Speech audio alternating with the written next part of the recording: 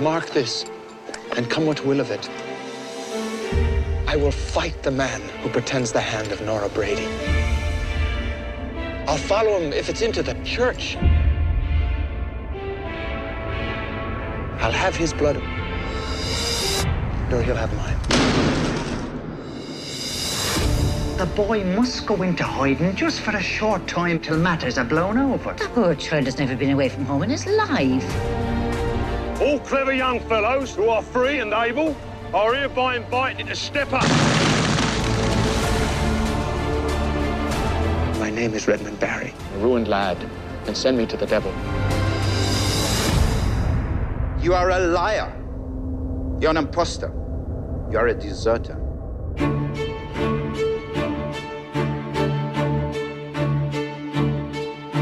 He seems to me little more than a common opportunist. I don't think he loves my mother at all.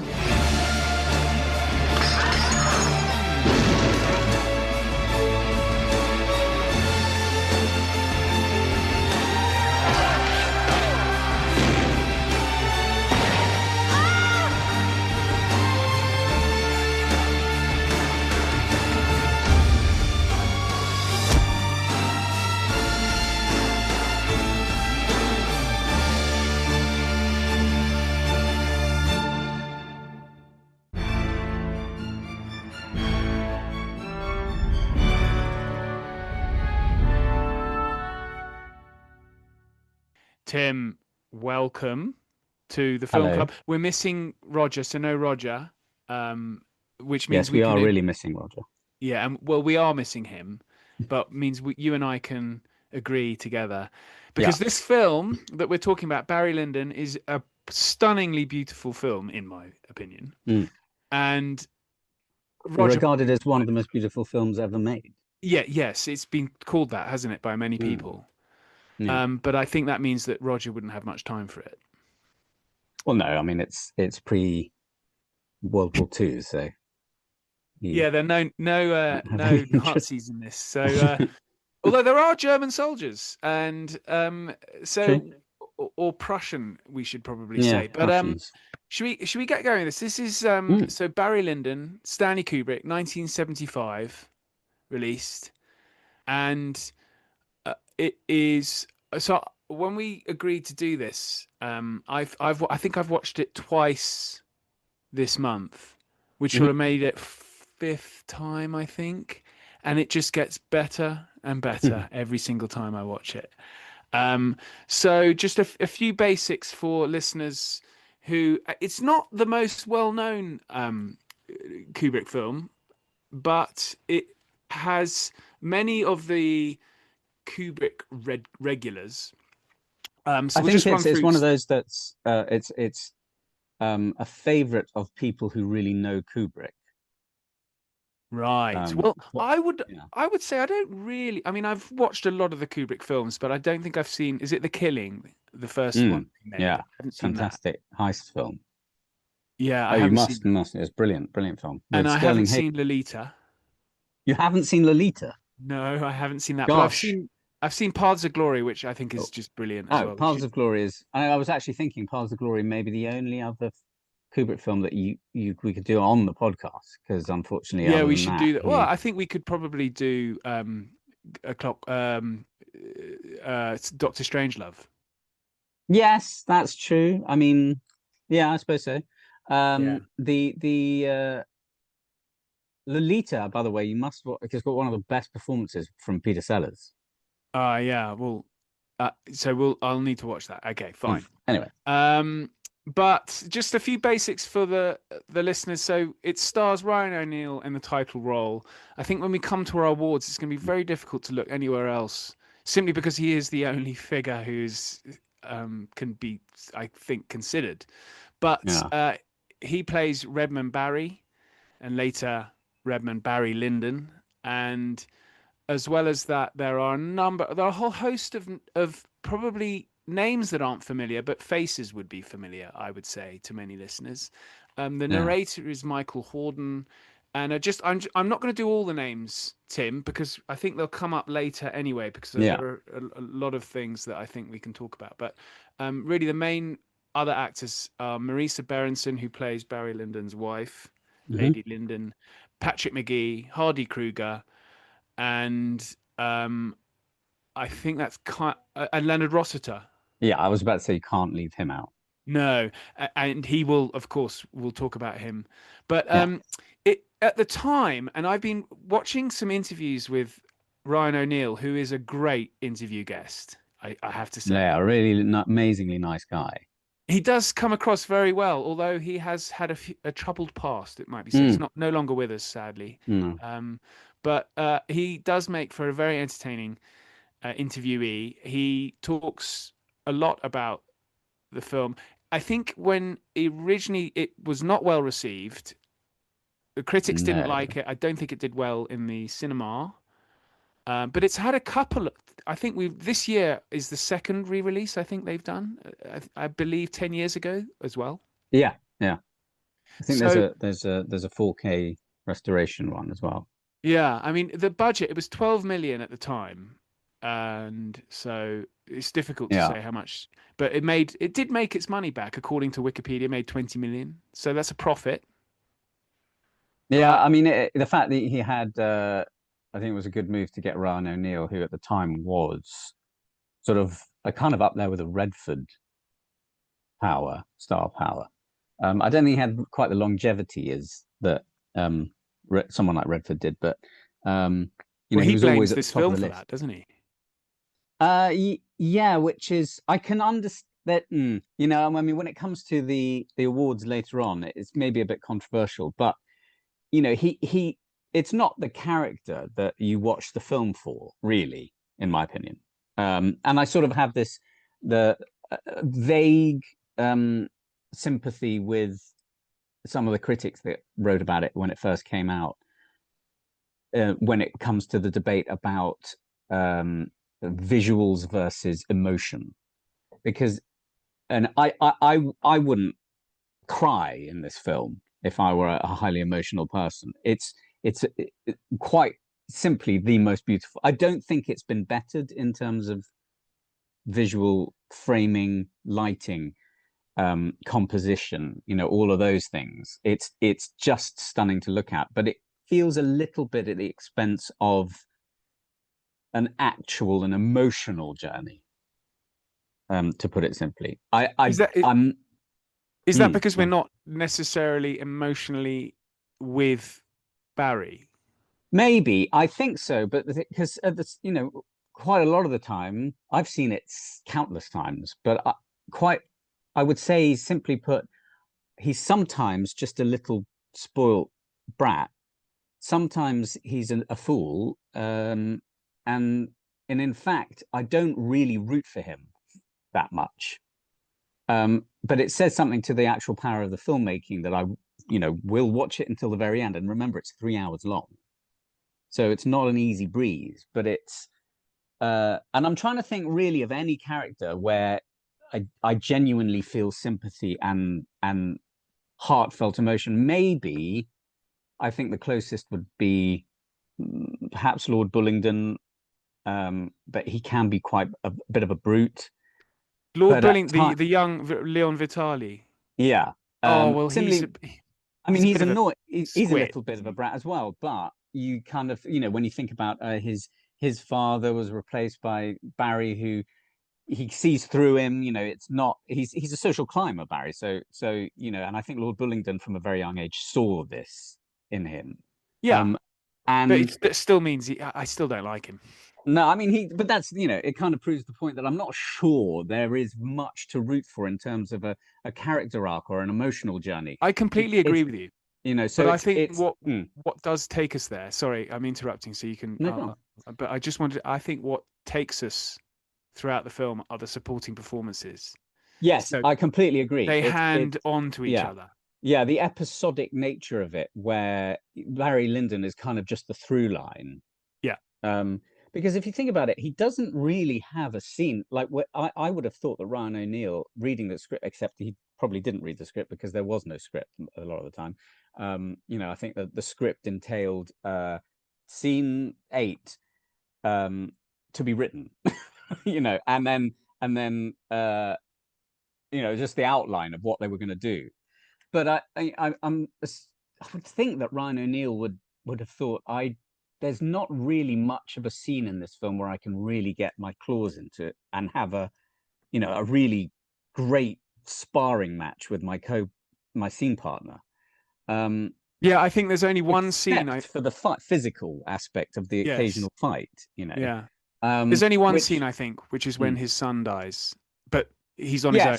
Yeah, and he's by the bedside. Yeah. Yeah, I mean that was I remember thinking, oh, finally, yeah, now he can. There's something now going on emotionally that, but it's what 2 hours and 50 minutes into the film, so you kind of think, well, this is what Kubrick's priority is with this project. Clearly, is his genius as a ex-photographer. Remember that he was a photographer before he became a filmmaker, and his attention to detail is probably never been surpassed. And so I think that's what his priority was with this film particularly. A lot of his films, but I do think that he has ventured into emotional conflict, if you will, with other projects that he's done. Not so much here, and I don't think that was the point. I don't think he said. I do think he was a little bit irritated that many critics did point this out, that there wasn't much to cling to in terms of a human journey, and I think he said, he said something like, what's the matter with everyone? They don't. But there must be something in it, because I feel I think a lot of people do feel that way about Barry Lyndon. It's the first thing anyone says is how stunning it is. But I don't know. I would kind of want to argue that The Shining has more emotion than this. Yes, but I think the thing that makes me go with Barry, because I do agree with you and I completely see it, but I do have this sort of sneaking sympathy and liking for Barry, even though he's a terrible human being. No, absolutely. It's because you're right. of Ryan O'Neal's face. Yes, yeah. I was about to say, and I was thinking of certain examples, particularly when he has such an innocent face. Kruger. Sorry, say again. Yeah. Say that again. When he's stopped by Kruger on the way to when he's deserted the British Army, and he's in is he in Germany by then? I think he is. Yeah, and the Prussian army is coming the opposite direction, and he stopped and he says, "What are you doing?" And he quite convincingly explains his errand. But it's almost like he believes it himself. And that kind of generates a certain amount of sympathy, that he's really surprised when he's called out later by Kruger, like, "You're an imposter." And he looks genuinely hurt. Yes. As if he's being accused of something that he's absolutely innocent of. Now, can I just say something? You've mentioned this, and I think this is something this is something that I thought, I think, fourth or fifth time. I was actually a little bit, because I like that innocence in Ryan O'Neal's face when he's lying through his teeth. And the scene in the tavern with Hardy Kruger in the beautifully shot candlelight and the uniforms is just fantastic. But you get Michael Hordern, the narrator, talking over what Barry Lyndon is doing to, lying, pretending his uncle is the sort of representative in Berlin.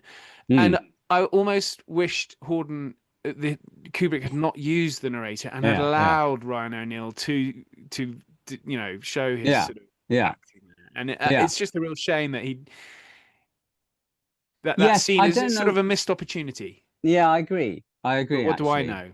No, but I do agree with you, because there's a lot of it's one of those films where you do want to think about the possibility of it having the narration removed, and whether it would read as clearly. I think it would, and I don't know, because I believe that the book is told in the first person. Barry Lyndon is the narrator. And so it's, from a very subjective point of view, whereas this is kind of you take a step back and you're looking at this as it is life objectively. So the book, I believe, is essentially the unreliable narrator, because That's right. He slightly diverts your attention and tricks you to a certain extent, whereas here is simply a bog standard third person narrator. And I'm just wondering whether it was absolutely necessary. Despite Michael Hordern's just glorious voice. Great voice. But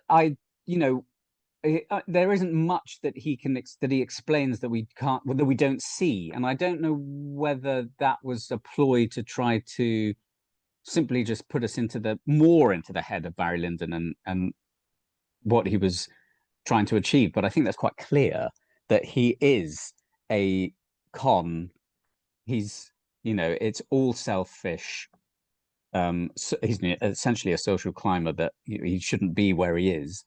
Yes, we haven't really described the storyline, have we? So it's based on The Luck of Barry Lyndon by William Makepeace Thackeray, I've started reading it, and I'm very early on. It's brilliant. His first book, I believe. Oh, is it? I think. Is it? Oh, I didn't know that. Well done. I mean, he wrote Vanity Fair, which is one of my favorite novels. It's absolutely brilliant. I recommend.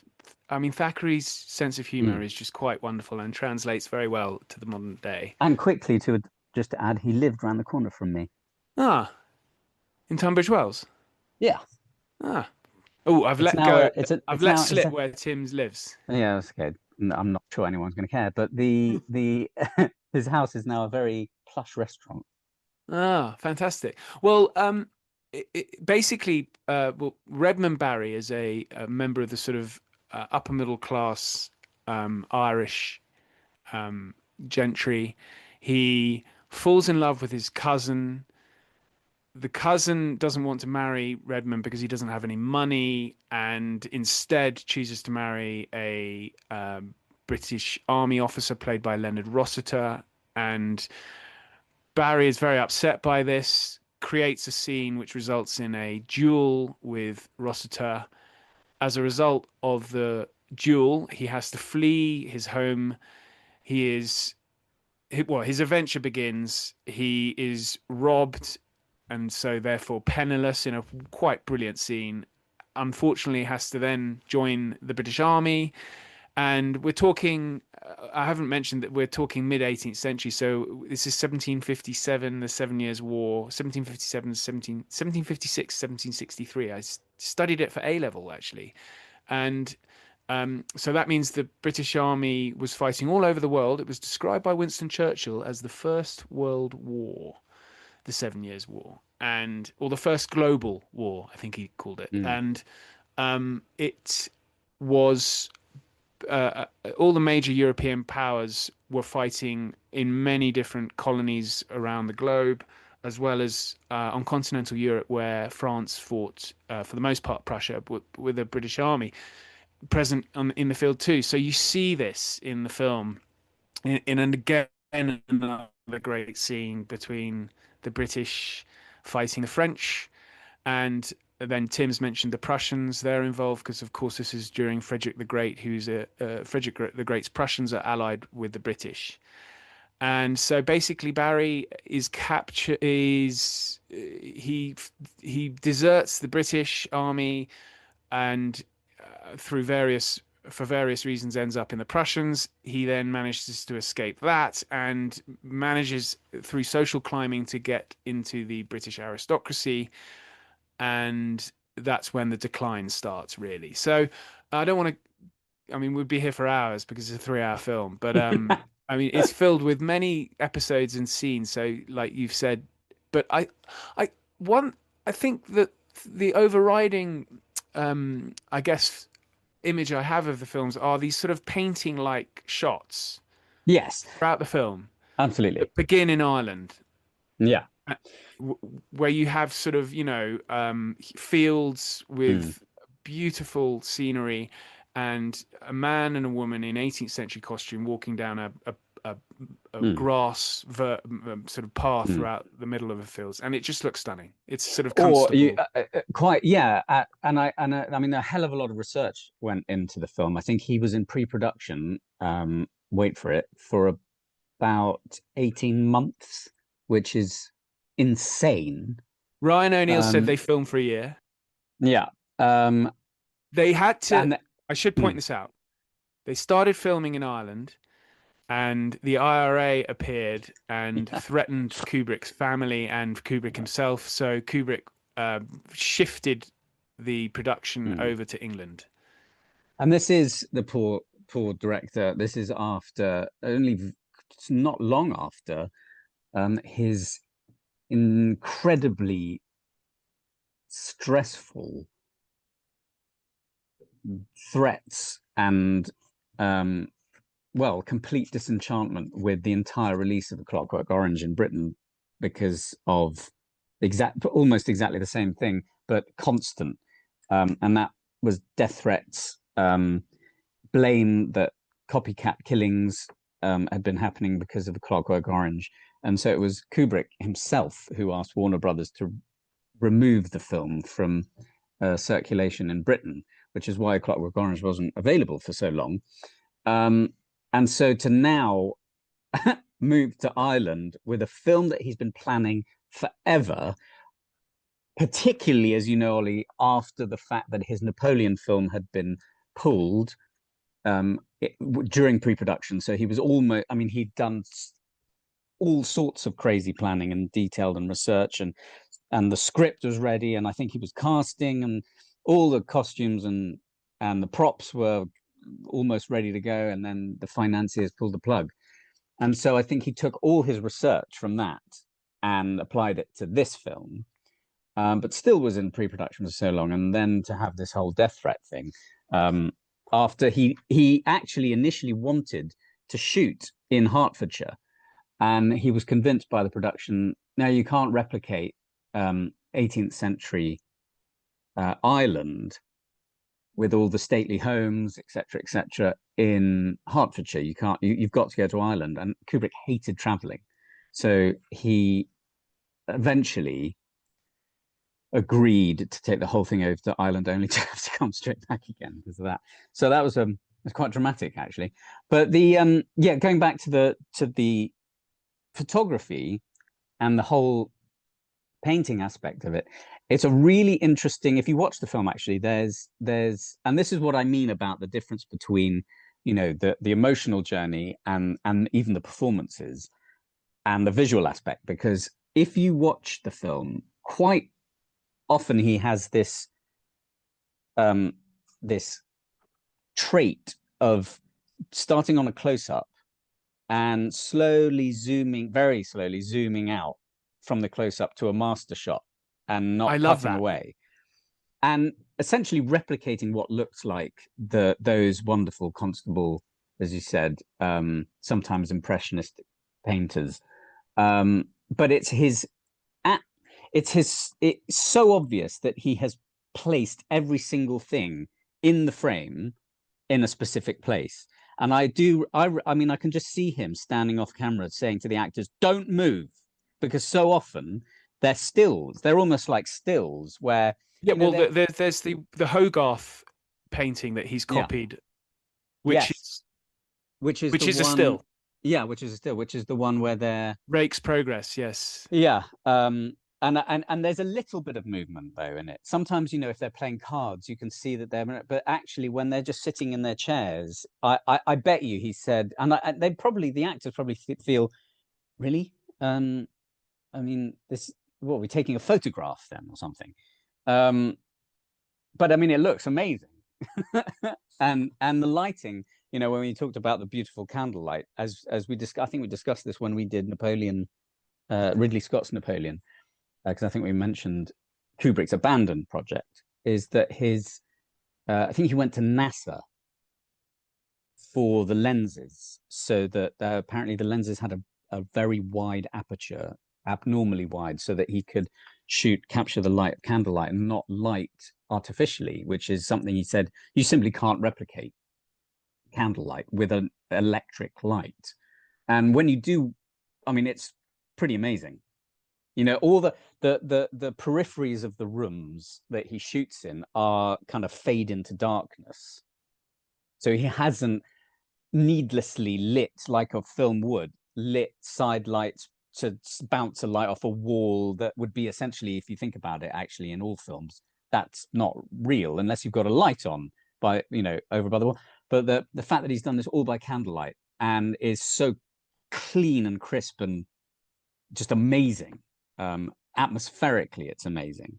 Yeah, it's just a wonderful to really watch and admire, and that it's you appreciate them a lot more the more times you see the film, I think. Yeah, and that, it kind of gives you an idea. You know, I am sitting in an 18th century, I don't know, parlor game or a card game or a you know, the musical recital. There's the one where I think it's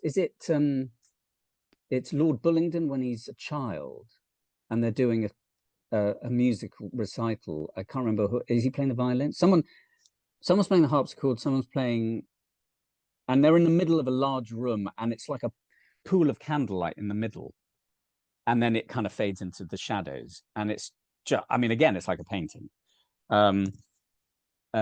So you know, you could argue. I do see what those critics sort of meant when they said, you know, when you look at it, you go, oh my God, this is amazing because look at the framing and the lighting is stunning and the costumes. I mean, God, we haven't even mentioned the costumes. They were real.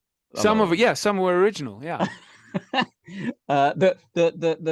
In Potsdam, when they go to Potsdam, and he films in Potsdam, which was, of course, that was East Germany at the time, and the authorities were kind enough to strew all the gravel on the ground, and then they got the carriages from the museums.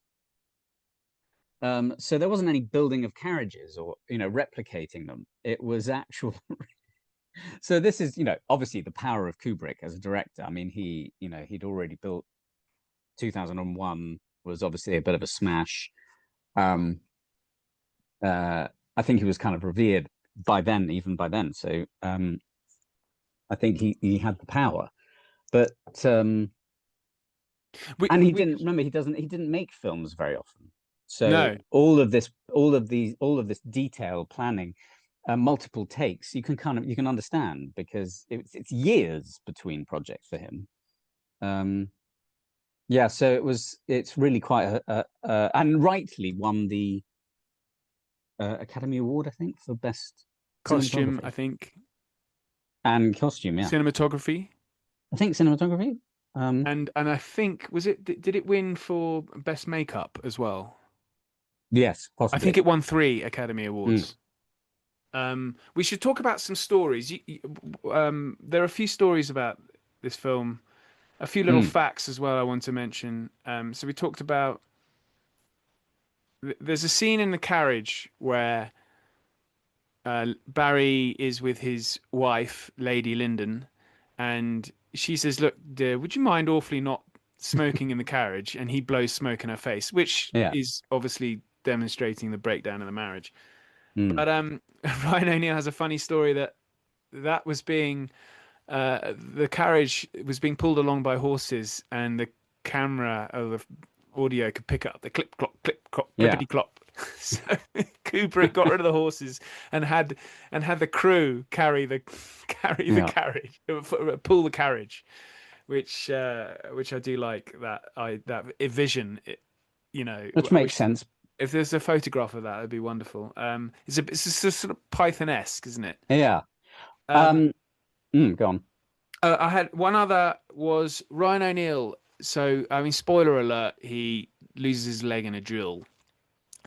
But so very convincingly, actually, it's a fantastic. Again, we'll talk about great scenes. It's certainly up there. And O'Neal has to get into a carriage, and he's only got one leg. So they tried to find a double, and Ryan O'Neal again talks about this, and it's very funny. And they really struggled to get the right person who looked like Ryan O'Neal, who had the Ryan O'Neal gait, sans leg.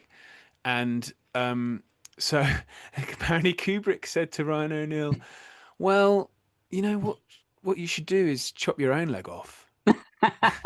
And Ryan O'Neill said, "I wasn't sure if he was joking or not." Yeah, typical. It is very funny. I think he's probably Kubrick making fun of his own method. Yeah, I'm sure. Yeah. I mean, and then the story of in fact the duel at the end, where Lord Bullingdon has to vomit. Yes. Kubrick made him down a raw egg, and in fact you see some of it come up again. And in fact that was the only time, that was the only, I think, instance in probably Kubrick's entire filming history. Leon Vitali says, I think that may be the only time he's ever done one take, because I threw up and I was like, oh God, no, I'm going to have to do this over and over again. And Kubrick said, no, you did it. You threw up. That's all we need. Wow. That's brilliant. Unlike the examples of Sidney Pollock in Eyes Wide Shut having to go and open the door for Tom Cruise and thought, this is it. We're going to be here like 3 hours, get it done, Cruise, I'm off on holiday. And 3 weeks later, they were still doing the same shot. 3 weeks? I mean, is that the one that Harvey Keitel got angry with? And yeah, he left. I guess, some people can't. So in fact, that's the second film we've mentioned where Harvey Keitel has had to leave. Yes. It is after Apocalypse Now. So right, I wanted to we're going to do our nominations, I think, soon. But I wanted to mention there's a huge number of actors who will be familiar to, I think, some listeners. But as I said at the beginning, names perhaps not. So I'm just going to run through them. But before we do that, just a little factoid right at the end, where I was interested in this, so I assume listeners would be, that Lyndon, as he has to leave the Bullingdon estate and family and goes back to live in Ireland with his mother and carries on sort of gambling and failing, but they have to give him 500 guineas a year. So Lady Bullingdon signs a check every year for 500 guineas. And if anyone's interested what that is today, and it's almost impossible to account for the appropriate amount of inflation 250 odd years later, but it's around £80,000 a year, which is not that bad. Anyway, so actors that were that you may have recognized in this film: Bernard Hepton, who plays Toby Esterhazy in Tinker Tailor Soldier Spy, is briefly appears, along with George Sewell, who plays Mendel in Tinker Tailor Soldier Spy, also in the sequel Smiley's People. There are some German actors who will be familiar to those who watch war films. So Wolf Kahler, who of course is in Raiders of the Lost Ark. Ferdy Mayne, who is plays this German officer, Hardy Kruger's superior, and he is in also Where Eagles Dare. I think, was Wolf Kahler in Where Eagles Dare? I get the feeling he wasn't. He was in Raiders of the Lost Ark. And he was also in Remains of the Day. Yes, he was. He was also in Band of Brothers as a 60-year-old German general. And also Pat Roach. Yes. Who is in this brilliant fighting scene with Barry Lyndon, also in Raiders of the Lost Ark. Yeah, he's common. He plays a Brit, doesn't he? Yeah, in Raiders of the Lost Ark. In Raiders of the Lost Ark. There's two parts in Raiders of the Lost Ark. He's on the plane, as in the fight that Indy has with him, where the plane is he gets chopped up moving and gets chopped up by the propellers. I think he plays two parts in that film, though. Does he? Yeah. He's also a stunt guy, so maybe he's brilliant. He's in. He's just so good in everything he's in. He's very good at this. Then you have Norman Gay, who plays the butler in The Shining. Yes, and Alex's dad in A Clockwork Orange. Actually, is that Norman Gay? Sorry, no, Philip. That's Philip Stone. Sorry. Yes, but Norman Gay plays a guest who had his head chopped off, I think, in The Shining. Yes, you're Philip Stone. You're right. Shining, also Clockwork Orange. Yes, and then Philip Sellier, who plays a sort of assistant to the in the duel. He's in Yes Minister. Very important. Right. Okay. So. And Patrick Magee. Well, I think he will appear in our nominations. Okay, fine. Right. So let's do the best scene. Unless there's anything else you want to discuss about the film. No, I don't. I think the only thing I was going to say was knowing, and you may be able to back this up after you've read the book, but they say that the tone of the book is a little bit more on a comic level than this. I think it's because Thackeray's stories, many of them were released in sort of episodic form in the newspaper, like in serials. But because I only thought about this the very last time I watched Barry Lyndon, and that was how easily it could have actually descended into a bit of a comedy, because I do find it funny. It's funny, but sometimes I think to myself, actually, this could be almost like a parody. I think you're right. I think Thackeray's has a lot more humor. Yeah.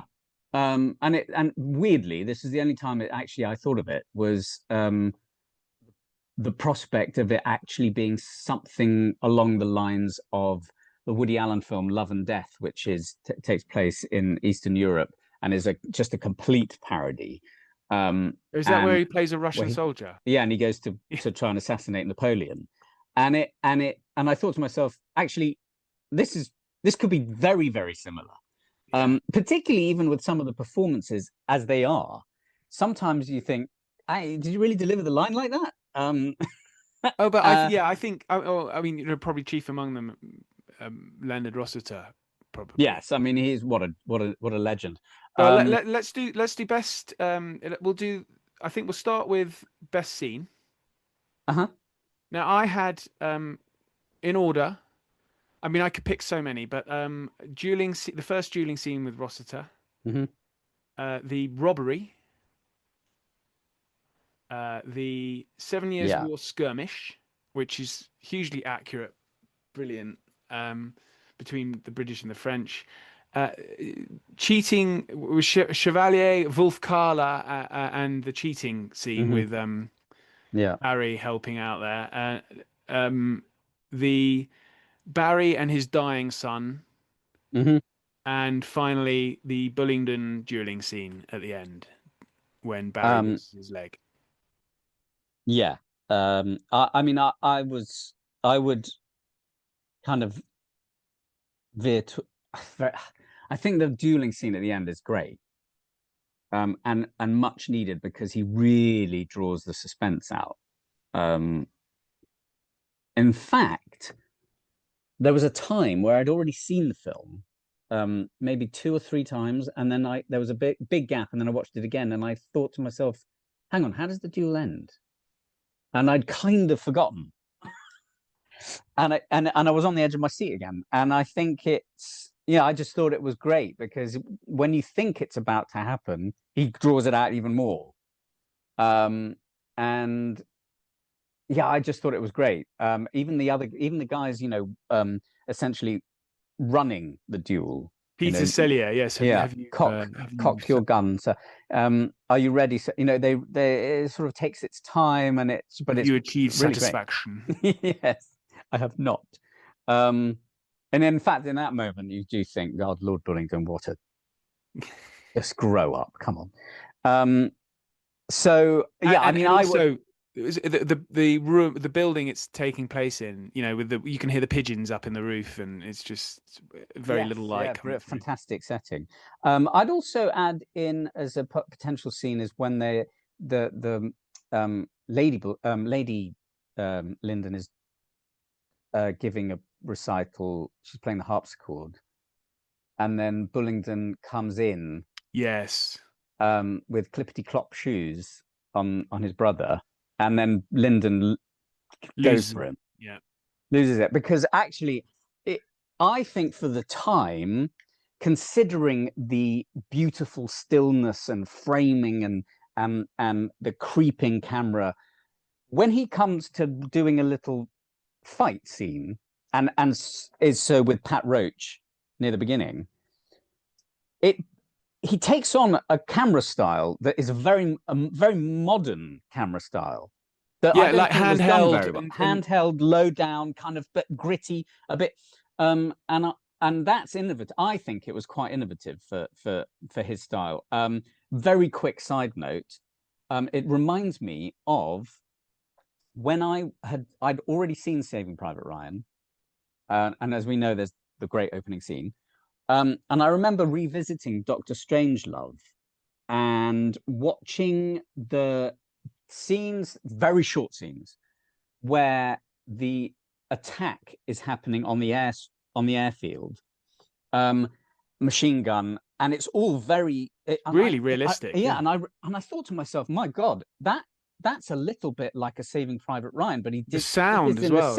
Yeah, this is in the 60s, and it looks amazing. It just so happened that I was watching an interview with Steven Spielberg about his and Kubrick's collaboration on AI, because of course Kubrick wanted to do AI, but then he gave it to Spielberg to direct. And Kubrick had watched Saving Private Ryan, and he asked Spielberg, "How the hell did you do the opening? I mean, where did you get that idea to do it so realistically and with?" And he said, "You, the bits in Doctor Strangelove." And I just thought, wow, that is amazing. I mean, way ahead of his time, I think. Okay, well, I think as a result, I will go with whichever scene you think. I think the duel at the end. Sorry, yeah, I think it's cool. I think it's brilliant. All right, inaccurate scene. Now, this is difficult because I was talking to Marjan, my wife, who's read this book, and she one thing she says is she thinks Ryan O'Neill's miscast. I sort of agree. Yeah, sorry. I mean, I just find his face so impassive, but I guess paradoxically slightly innocent. Yeah, but I like it. But he's so likable. He's such a nice. I mean, the thing I love him from. The only problem is that I have What's Up Doc ingrained in from a very young age, from a childhood. Peter Bogdanovich film with Ryan O'Neil and Barbara Streisand, and it's essentially like a remake of Bringing Up Baby with Cary Grant. So kind of slapstick, kind of old-fashioned slapstick, silly humor, where Ryan O'Neil plays he's a complete nerd and a bit of an idiot, and he does it so well. So when he becomes extraordinarily serious, for example, in A Bridge Too Far, I kind of laugh, which is harsh, but I think the problem is also his Irish accent is just not that great. No, it's fine. It's fine. It's not terrible. But it's not terrible. It's not terrible. It's not as bad as Tom Cruise in Far and Away. But you can tell he's an American. Yeah, I sometimes think that if Kubrick had made this 20 years later, he'd have cast Tom Cruise. Yeah. He needed the star power. He needed, but particularly in a film like this, where it's not exactly got the biggest draw. No. Regardless of how beautiful it is, and I just think he could have done. I think not putting down Ryan O'Neil as an actor, because I think he's a very good actor, but I do think he's miscast a bit. I guess it's difficult to go for a most inaccurate scene because I'm still reading this book, and I asked Marjan what was in the book that's not in the film or the other way around, and she said, "Oh, I can't remember," but it's very different, the book to the film. Yeah. Well, this is from a historical. Yeah, but from a historical point of view, it's very difficult to really find. I mean, I feel a bit. I hope we haven't neglected the history aspect of this on the history podcast. But we covered the 7 Years' War bit. Yes, true. I do have a question though. I'm ignorant as to this concept. An Irish citizen has joined the British Army. Fine. He deserts the British Army and then is, with no hitch, joins up. And the Prussian army joins up. Yeah, with the Prussian I think army. I find that completely believable. So Ireland at the time was independent. Active Union didn't kick in until January 1st, 1801, which is why the Union flag is very accurate. Doesn't show the cross of St. Patrick. So the British Army was hugely many Irish people volunteered to join the British Army, and I think if you were then found to have been a deserter by another army, they're of course going to take you into their ranks because you're a free body, and you just need another piece of cannon fodder. So yeah, they that's sort of believed him. I think but just quickly, I think the Prussian army was known to be particularly international. Right. They felt that it feels like they believed him quite quickly. Like he deserted, he joins up with the Prussian army, and then he seems to be terribly dedicated, and he'll do whatever he's instructed to do. And we need you to, I see what you find mean. out the spy. Well, he's not without talent, Lyndon. Barry. Yeah, linguistically, I guess he's. Yeah, and he's got a certain charm to him, and I think he is looking for a sort of father figure throughout, and so the Chevalier, the Hardy Kruger character, the Captain Grogan, all these figures who are older than him, they sort of take him under their wing. There's something about him that they like. Yeah.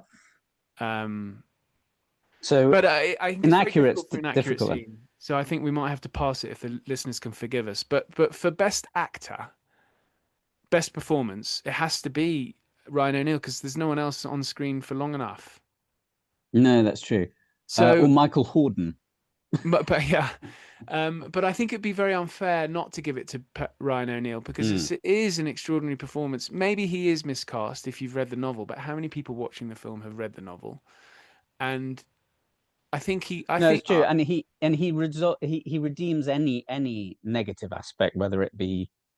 I mean, I'm just saying that he's negative, but whether he's miscast or whatever, I think the scene with his son at the end is very good. He's very good in it, and that actor. Shows his acting chops. I think not just because he can cry, but I think he's sort of emoted. And leading on to not enough people are on screen. There isn't anyone else on screen as much as he is.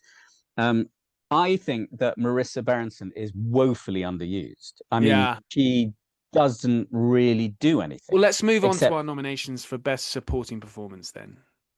So I have a long list. I had Leonard Rossiter, Marisa Berenson, who I think when she is on screen, the camera loves her and she's very good. Yeah, I mean, Patrick Magee. Ryan O'Neill and Marisa Berenson essentially two of the most beautiful people in film at that time. Yeah. Patrick Magee, brilliant. He plays Chevalier. He's sort of the Redmond's, Barry's countryman. People will know as the awful victim in A Clockwork Orange. Yes. Long-time Kubrick Home collaborator. Yeah, brilliant. Hardy Kruger as the Prussian officer.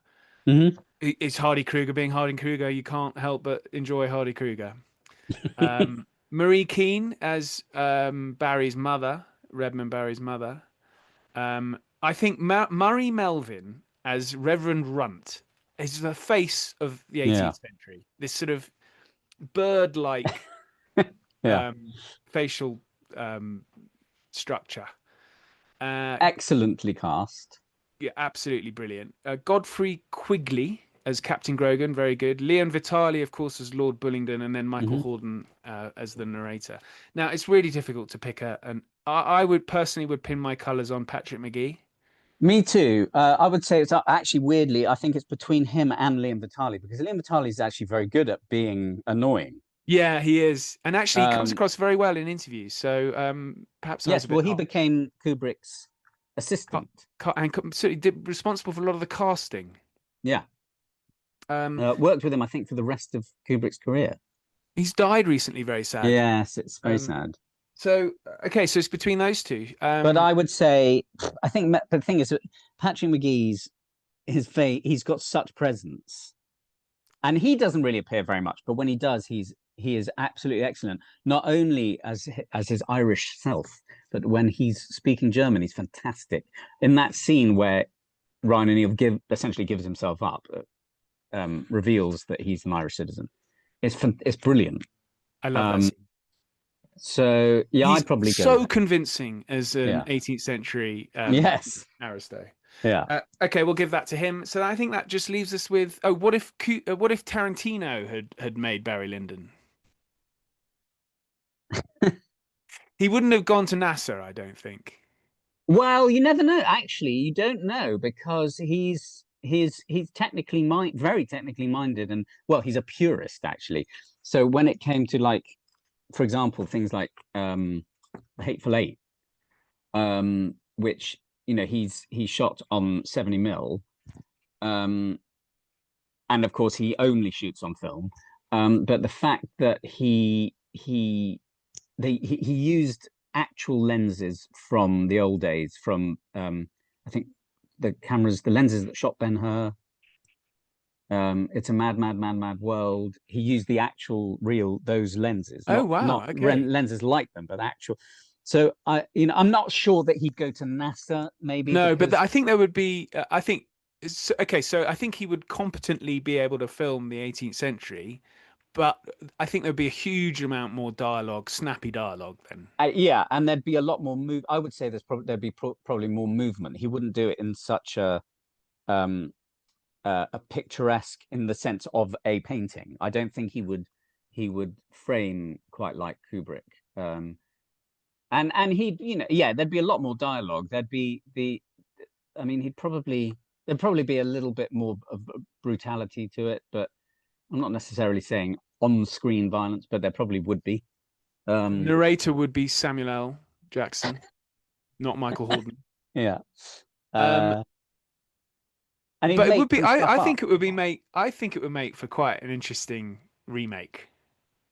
Tarantino. Yeah, I think there would be more. There'd be some more of a mission in during the 7 years. I mean, you'd probably see more warfare or something around the warfare. It wouldn't necessarily just be social climbing and then episodic in nature to the point where it's like family and father-son discourse and conflict. I don't know. Maybe. Yeah. I mean, interesting. Should put it to him. Always like that little category. Just always fun to speculate. Right. So finally, we're going to do the legacy. And I think if you'd asked a critic in the mid to late 70s of legacy of Barry Lyndon, they go, "Oh, this is one of Kubrick's weakest." And so you'd struggle to get 2 out of 5. But now I would say it is up there with his best. Yeah, I mean, it's in terms of a costume drama, it's always up there on the top lists. I think it's Martin, for example, Martin Scorsese's favorite Kubrick film. I think it's my favorite Kubrick film. I don't think it's my favorite Kubrick film, but I admire it so much. But if it's up there for a Kubrick film, that means it is by definition a film. One of the best films. Yeah. Yeah. That's interesting you say that. I've always said that if aliens were to come down and ask, what's this cinema thing? What's this film business that you've got here? And someone said, well, okay, let's just show them one director to give them an idea of what cinema is. I would always say, well, look, watch Kubrick films. Then you'll get a kind of an across the board. He didn't make more than one film of the same genre. He always chose something different and something new. The last thing I heard was if aliens were to come down. Oh shit! So can you have another crack? Is it still recording? Yeah. Okay. I always say that if aliens came down to Earth and asked, what's this cinema thing you've got going on here? What's some film business? And we said, okay, well, let's show them one director to give them an idea of, show them what cinema is. I would always choose Kubrick because he's across the board. He's never made more than the same genre. He always chooses completely different subject matters, different films. The only thing you could vaguely say is Paths of Glory and Full Metal Jacket. But he says one's a anti-war film and one's a war film. So it's kind of that they don't count. So he's always got something, and I think that. So when you say, you know, if it's one of his best, it means it's one of the best films ever made. I kind of agree. It is one of the best costume dramas ever made. It's just not my favorite Kubrick film. So let's give it 4 out of 5. Definitely. Seems very harsh. I can't. No, I can't. I mean, has to have 5 out of 5. No, I would say there's a strong argument for 5 out of 5. I think it's 5 out of 5. Yeah. Legacy. Yeah. Oh, Tim, this has been wonderful. You know, I was interacting with a very good, interesting Twitter person called Sage, who does a film. He has a film feed as well, and he recommended doubling up this with The Duelists by Ridley Scott, which would make for a great double. Yes. And do you know what? I only watched that once when I was about 17, 18, and I couldn't quite get into it. Maybe I should have another go. So, and we can do that. We can cover that on this. It's Ridley Scott's first film. Yeah. But this has been wonderful, Tim. Thank you. Thank you. It's been fab fun. And thank you to the listeners for listening. And please check out Barry Lyndon. As I say, I think it's 50th anniversary and it's been re-released. You might be able to catch it in a cinema, but there's a Blu-ray you can find somewhere as well. But until next time, goodbye. Bye-bye.